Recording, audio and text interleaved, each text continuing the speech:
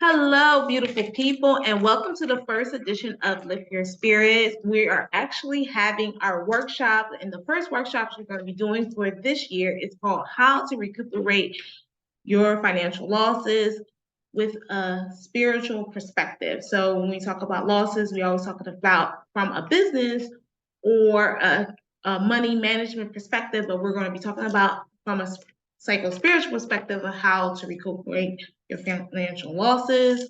But before we get started, because I know that everyone is coming from work or school or just from outdoors or from talking to someone, and I want to make sure we are all grounded and that we're spiritually aligned with ourselves. And then I'll do a quick introduction and then we'll start our session. Okay. So I just want you to take a deep breath in, deep breath out, deep breath in, a deep breath out, deep breath in, a deep breath out, deep breath in, a deep breath out. I just want you to silently just think about something that makes you feel good, whatever image that come up in your mind. And that image could be anything. It could be your pet, it could be your friend, it could be a book, it could be your bed, it could be a safe place, whatever it is. I want you to hold on to that image and allow for you to just feel good with you holding or being in that safe place with the sun shining.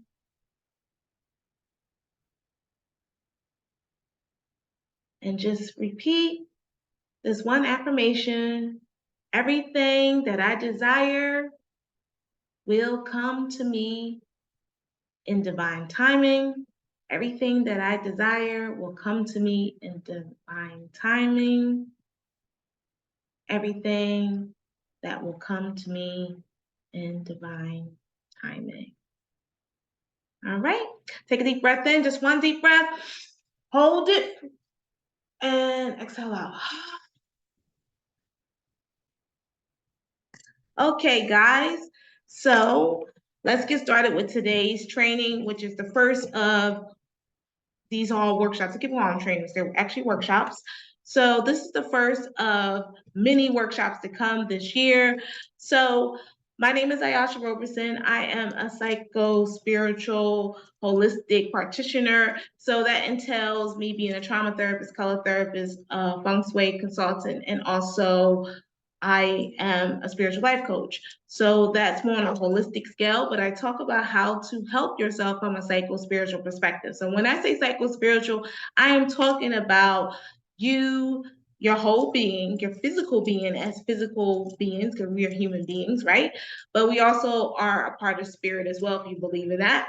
So I'm talking about our spirit and our whole well-being. So I'm talking about our spirit, which we are spirit and energy. And then I'm talking about how we can actually help our spirit and help ourselves in a psycho-spiritual perspective. So all the workshops that we'll be covering this year and beyond, we'll talk about things that are possibly more spiritual based or more practical based or human based, but it's going to be for all from a psycho-spiritual perspective. So when we talk about money and finances, like I said before at the very beginning, it's always from a business perspective. It's always about how to save, how much money to save, what type of interest you should have on savings accounts, business accounts, money markets accounts, CDs, and so forth. How much money you should save by a certain age bracket, how much to save if you're in your 30s and 40s and 50s for retirement, how much to save for a house, how much to save for this brand new vacation house that you're trying to get. So everything is from more of a business, financial, practical perspective. So one of the things I learned from being in the field of a holistic healer is all about the way that we think. So a portion of our workshop today is going to be talking about changing our thoughts about money. Money is energy. Most people don't know that. They don't find the connection between money and our thoughts, but it's energy. Everything that we touch, everything that we own is part of energy. We are, as human beings, are made up of energy. See, this is energy. Everything that we have, uh, that we are part of in this universe is energy. So if we are expanding on this energy, this vibrational energy on these frequencies, because we're all on different levels of frequency. Some people are on more higher level of frequencies than others. That's why sometimes you hear people say someone has low vibrational energy versus someone that may have high vibrational energy. That's just a way of saying that someone's energy is a little bit higher than someone else's energy may be a little lower. Okay, so that's different frequencies. Frequencies, energies is almost, it's like the same thing, but just saying it a little differently. So we're all on these different frequencies. We're all vibrating on a different type of energy pattern, right? So a lot of times when we see on social media, we see from influencers, especially, doesn't have to be a celebrity or a household product or name or somebody. It could just be an influencer that's just verified on Instagram, TikTok, Twitter, Facebook, and so forth, who have these influences. And one of the things most people want to do, especially younger people that are maybe coming out of high school, going into college, the college age of like late teens, early 20s, is be an influencer. Even high school students and middle school students want to do that. But a lot of times people, what stops them from actually wanting to be an influencer or wanting to gain money or gaining the money and losing it is because of our way of thinking. We have these really bad or negative money beliefs on the way we think about money. So just think for a second, what type of money beliefs have you been told about money growing up? Think of some of the money beliefs that you have been told growing up. You have to, I can give you a couple. You have to work hard for money, right? That's a money belief. Money don't grow on trees. That's a money belief. Uh, you don't have a pot to piss in the wind and throw it out. That's a money belief. And another one is who you think I'm Rockefeller. That's a money belief. So when you hear those money beliefs, what do you think? They sound very negative, right? Or they sound very low frequency type uh, of wording put together. It doesn't sound empowering. It doesn't sound like it's a go-getter. It sounds like you have to really, really work hard in order to do well in life. And we're all programmed that way in our culture, by society, by our parents, by our loved ones, by our teachers, by our family, by our friends, and they are too. So we're all been subject to hearing or believing in these negative money beliefs that has a way of affecting our finances from a physical perspective and from a spiritual perspective as well. So let's talk a little bit about the money beliefs that we are affected by. So when we talk about money and how it affects the negativity of the way we think, the ones I just listed were four of them, which is really negative about money, about, basically about how we've been reared and thinking that money is very negative and we have to kind of work very hard to get it. Those money beliefs actually impact on the way we feel about money. So anytime people get money, they feel like they're going to lose it, right? Most people will have that type of mindset, whether you come from an income bracket of having a lot of money or income bracket of not having a lot of money growing up. Once you get it, you feel like you're going to lose it, right? There's just the fear that's associated with the money, and there's a negative money belief that's associated with money too, that affects you actually obtaining money and wealth that comes very naturally and very easily to you. And you can change the way you think and feel about money by changing the way you actually understand money and how you understand yourself. So let's talk a little bit about how we can discreate those negative thoughts.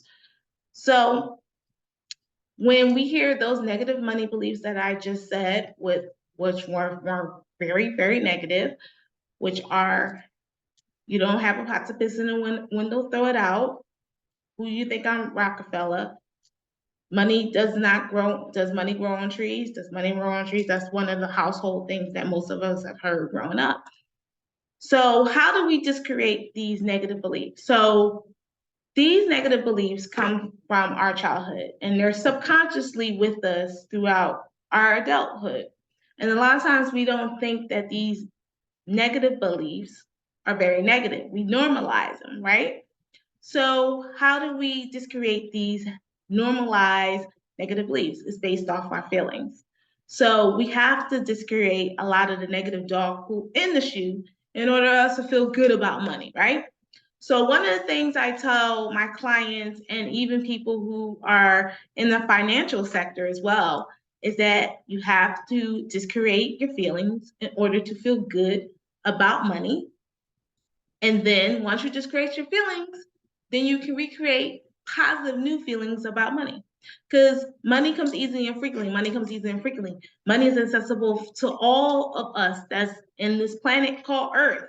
And like I said before, we are energy and money is energy too. So we're naturally going to attract it into our life or we're not going to attract it into our life.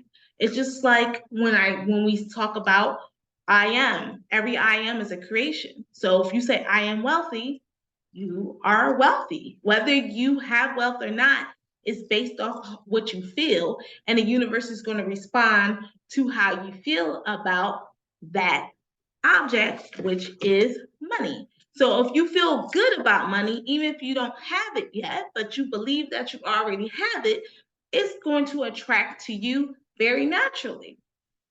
Now, if you have very poor beliefs about money because of the fact that's the way you were conditioned, then you're going to continue to subconsciously, for the most part, but also consciously as well, discreate. And you're not going to really discreate, you're just going to continue to have these negative money beliefs about money. And you're going to continue to work 3 or 4 jobs to make ends meet because that's what you've been conditioned and told to do. I remember when I was in my 20s, I was working about 3 to 4 jobs myself because I grew up in a household where my mom told me I had to work hard for money. I had to work hard for money. I had to work.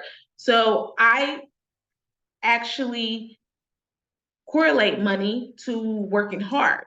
And as I continued to work throughout my 20s, I realized there was a problem here with me working so much. And one of the things the only reason why I realized it was a problem because I grew up in a 2-parent household, and I remember my mom never working 2 or 3 jobs. My mom only worked 1 job growing up. I'm like, hey, something is a problem here. And I always had bills. I had so many bills. I had more bills than I had money. Like the money was just coming out like almost like a kitchen sink faucet just flowing out and nothing was staying in. So I was like, okay, wait, there's a problem here. I have to do some things. And it took me a while to figure it out.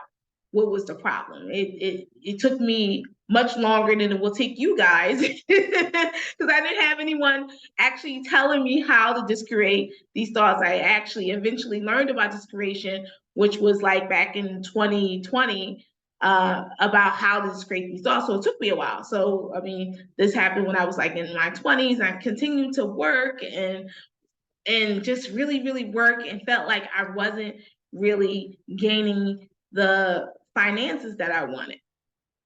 And then as I got more in tune with who I am as a spiritual being, I started understanding what this creation is, how to create these negative beliefs and turn them into positive beliefs, and how I can attract money, wealth, success, and all these great things into my life based on how I feel and think about myself. So you have to just create. So the first thing, in order to create positive money beliefs, you have to discreate the negative ones. And how do you discreate the negative ones?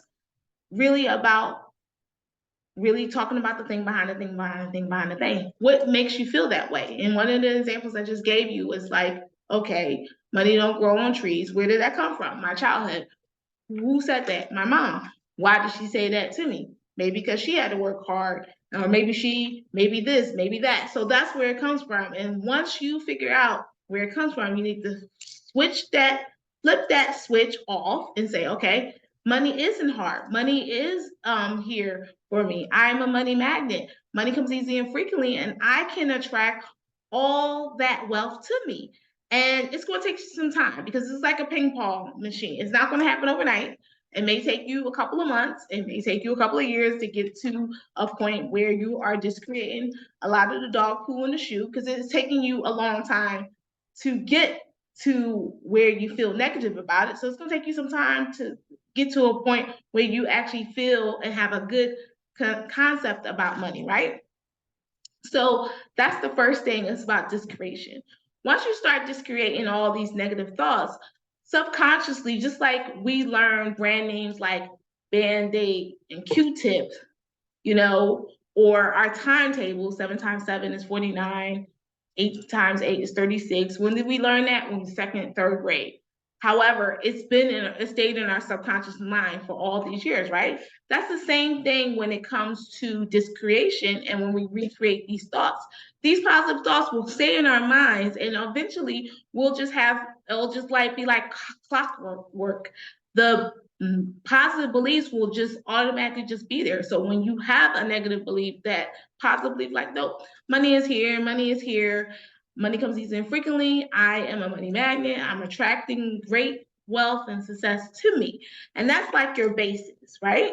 It's almost like the example that I give my clients and people with Venus and Serena Williams. Now, we all know the Williams sisters because they're household names. However, when they were like 4 or 5 years old, their dad put a tennis racket in their hand and they played tennis for hours, just hitting the ball on the rack. That takes discipline, right? So, in order for you to get to a part of creating positive money beliefs about yourself, it's going to take discipline.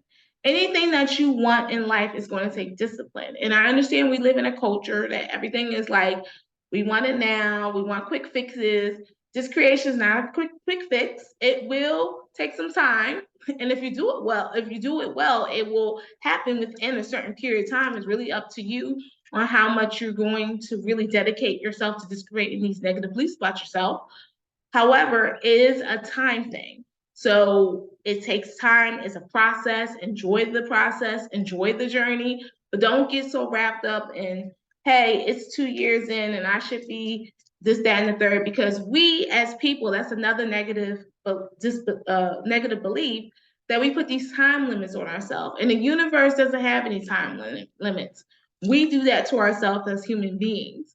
So one of the things I've gotten to with my spiritual growth in regards to how to be successful and how to obtain wealth, and money is a part of wealth, it's not all of wealth, but it is a part of wealth, is really just creating the negative thoughts, the negative beliefs and feelings that I have about myself and about my life, in order to really recreate and discreate and create really good beliefs about myself and my life. And these thoughts help me to attract the things that I desire in my life.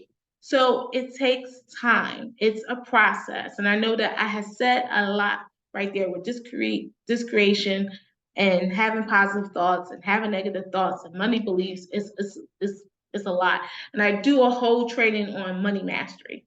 And that's a full training. It's a lot of stuff that you talk about. And I actually break that training down from part 1, part 2, and part 3.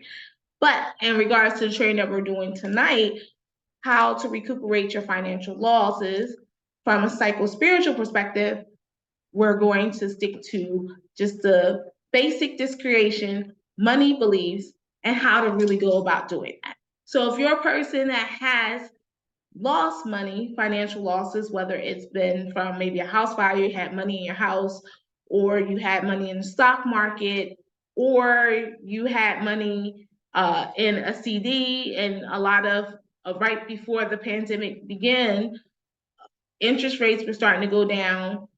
in CDs or savings accounts, because I had savings accounts and CDs right before the pandemic began or officially began. I think the pandemic officially began like January or February of 2020, but they didn't announce it into March, which is like a month or 2 months later. But I had noticed it was a decrease in my financial losses, my investments, whether they were savings accounts, money market accounts, CDs, and so forth. So how do you recuperate these financial losses from a psycho-spiritual perspective? Well, you don't get anxious and don't get upset, like, oh my God, I gotta take all my money out the bank, or I gotta trade things in, because this is what the financial people, experts are saying, and they have millions and millions of dollars. And that's who we put our trust in, right? And those are the people that we listen to. So yeah, it's good to kind of be aware of it, which I am, but I don't put out this negative energy or this anxiety or this worrisome energy that, oh my God, I gotta rush and do things hastily.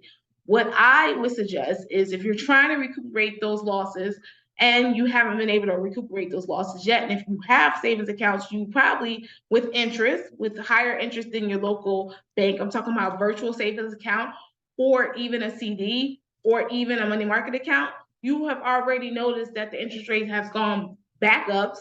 It started going back up, I believe, last year.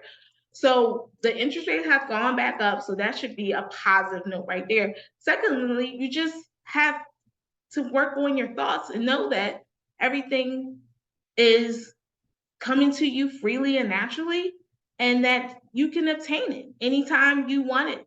It's there for you. And you just have to believe it and know it and be able to see it as well. So those are the ways to really attract and attain finances from a place where you're trying to build a positive money belief about yourself and about what money uh, means to you, and how to just create those thoughts and how to attract it back to you from a financial loss. And if you've lost money financially, you didn't lose it. It's there for you. You just have to think like you already have it. The money that, quote unquote, that they said that I lost, it was there. I've recuperated those losses because I never thought that I ever even lost the money. I said I already have the money because money is here. Money comes easily and frequently, and whatever I have, I can attract even more to me. And that's just a belief. So you have to have a foundation of a positive belief system when it comes to money. Because again, money is energy.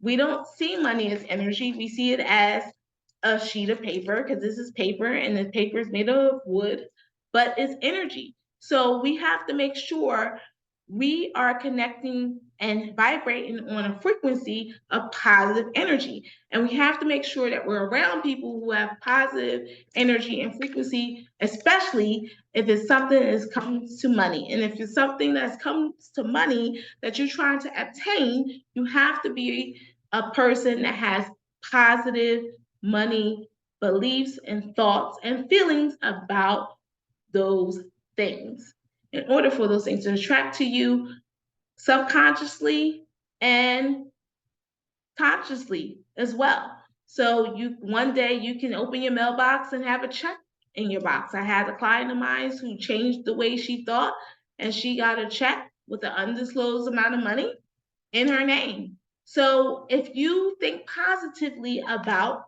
money and about yourself and about life, things will happen to you unexpectedly, and it will just pour out to you, because I believe money is your birthright.